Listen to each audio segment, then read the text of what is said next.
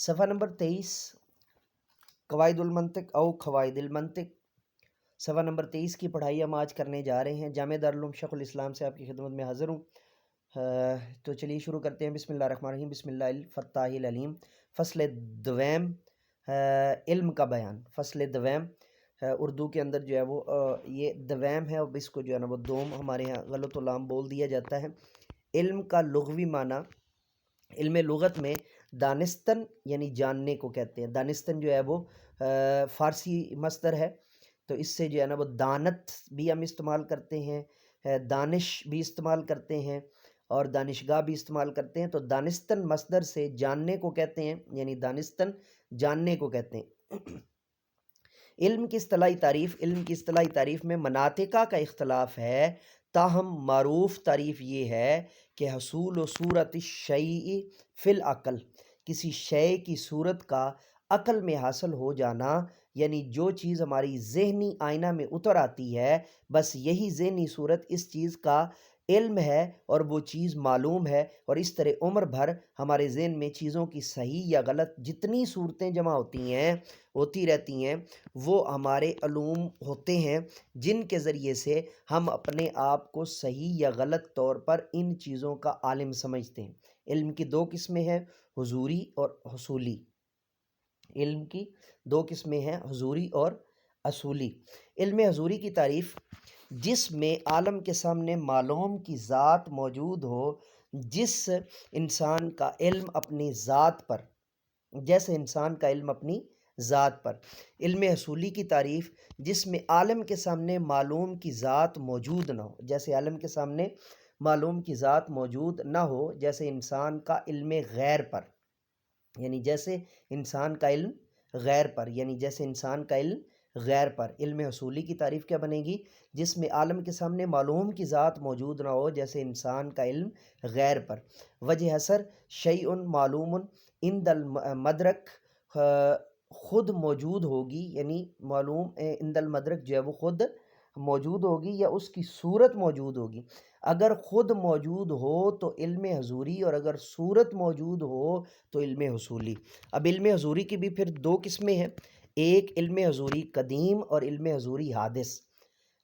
قدم سے قدیم جی، وجہ حصر عالم قدیم ہوگا یا حادث ہوگا۔ اگر قدیم ہو تو علم حضوری قدیم، جیسے اللہ تعالیٰ کا علم، اور اگر حادث ہو تو علم حضوری حادث، جیسے انسان کا علم اپنی ذات و صفات پر۔ علم اصولی کی بھی دو قسمیں ہیں، علم اصولی قدیم اور علم اصولی حادث۔ اب علم اصولی قدیم اور علم اصولی حادث جو ہے، اس کو ہم جو ہے وہ علم منطق، علم مطلق کی ماہیت میں اہل علم کا اختلاف ہے۔ امام فخر الدین رازی فرماتے ہیں کہ علم بدیہی ہے، اس کو صاحب سلم العلوم نے حق قرار دیا اور کہا ہے کہ علم بالکل ظاہر باہر شیء ہے، تاہم غایت وضو کی وجہ سے حیز خفا میں ہے۔ امام ابو حامد محمد بن غزالی متوفہ 505 ہجری فرماتے ہیں کہ علم نظری متاثر التحدید ہے، اور جمہور متکلمین کا نقطہ نظر یہ ہے کہ علم نظری ممکن التحدید ہے۔ پھر انہوں نے اس کی مختلف تعریفیں کی ہیں، مختلف اس کی جو ہے وہ تعریفیں کی ہیں۔ اس کی تفصیل یہ ہے کہ علم کی حقیقت ما بہل انکشاف ہے، یعنی جس کے ذریعے اشیاء کے درمیان امتیاز اور فرق ظاہر ہو۔ پھر اس انکشاف کے منکشف یعنی معلوم اور منکشف علیہ یعنی عالم کا ہونا ضروری ہے۔